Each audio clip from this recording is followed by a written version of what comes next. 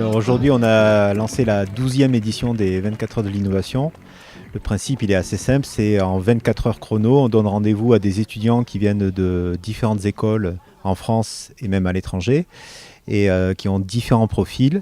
Et en même temps, on les fait rencontrer avec plusieurs entreprises qui ont proposé des sujets sur lesquels on va réfléchir en 24 heures chrono et essayer de créer, d'innover, d'être très créatif en 24 heures pour essayer de présenter ensuite le meilleur de ce qu'on a fait en 24 heures en 3 minutes chrono le lendemain. Nous, on impose d'avoir un porteur d'entreprise qui soit présent pour le sujet pour provoquer en fait une rencontre entre des étudiants qui vont regarder le sujet avec un regard complètement neuf et des fois de manière naïve, mais qui vont permettre justement d'apporter cette spontanéité, cette nouveauté qui va être confrontée à l'expertise de l'entreprise. Et en fait, c'est la rencontre entre l'entreprise et les étudiants qui permet d'avoir de belles choses, à la fois des idées nouvelles, à la fois des propositions nouvelles. Et puis aussi, c'est un format un peu unique où ils ont l'occasion de se rencontrer, pas sous forme d'un stage, pas sous forme d'un projet à l'école, mais vraiment d'un lieu un peu sympa. Et du coup, derrière, c'est aussi pouvoir ouvrir des carrières professionnelles aux étudiants, leur permettre de travailler pour la première fois pour des noms prestigieux d'entreprises. Comme ça, c'est bien pour leur CV, c'est bien pour leur carrière, leur réseau professionnel.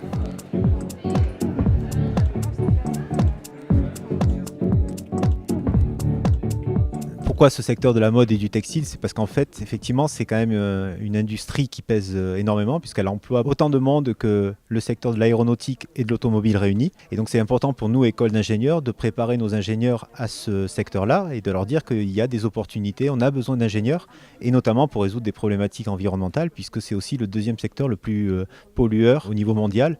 Donc il y a des problématiques environnementales à résoudre et donc c'est intéressant pour nous de proposer des sujets aux 24 heures en essayant de trouver des solutions qui soient éco-friendly, c'est-à-dire qui soient bien d'un point de vue environnemental, bien d'un point de vue économique et bien d'un point de vue social. Et pour nous, ce qui nous intéresse aussi en tant qu'école d'ingénieurs, c'est de féminiser un peu nos promotions, de montrer que ce métier d'ingénieur pour les filles, il est tout à fait accessible et que justement elles sont souvent très brillantes.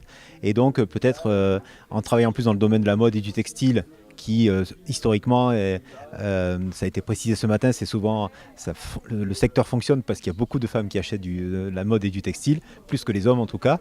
C'est une manière aussi pour nous de sensibiliser ce public-là et leur dire regardez, vous pouvez devenir un jour ingénieur et pourquoi pas travailler dans ce domaine-là.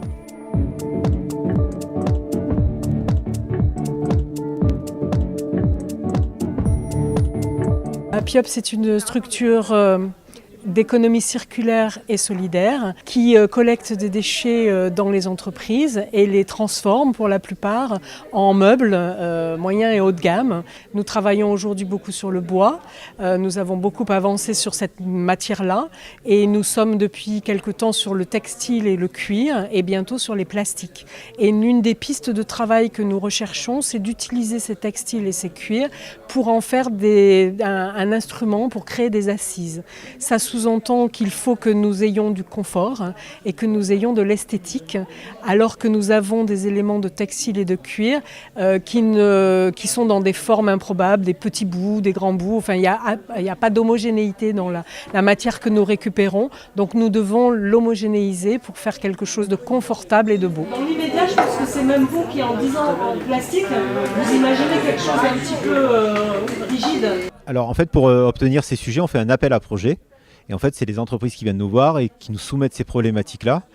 Nous, on essaye de qualifier pour voir si c'est adapté au format 24 heures ou pas. Si c'est pas une question trop fermée non plus, si c'est pas juste de la sous-traitance, entre guillemets. Voilà, c'est vraiment des questions qui sont assez, en général, ouvertes. Ou alors de résoudre une problématique sur laquelle l'entreprise bute depuis des années et sur laquelle, des fois, des regards neufs d'étudiants venant d'horizons différents peuvent répondre.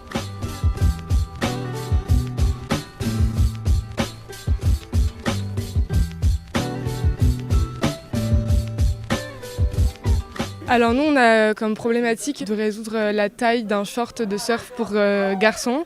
Donc, c'est-à-dire que par exemple, un short en taille 8 ans ne va pas à tous les enfants, à tous les petits garçons de 8 ans, parce qu'ils ont tous des morphologies différentes.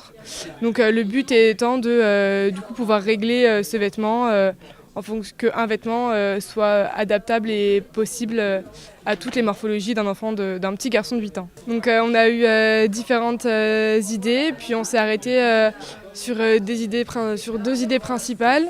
Donc on a décidé de diviser notre groupe qui inclut 7 personnes en 2 parties. S'il y a un prototype qui marche mieux que l'autre, qu'on le garde et que l'autre on le supprime pour être sûr d'avoir un produit à présenter. Et puis si les 2 marchent, on présentera les 2 solutions bien évidemment.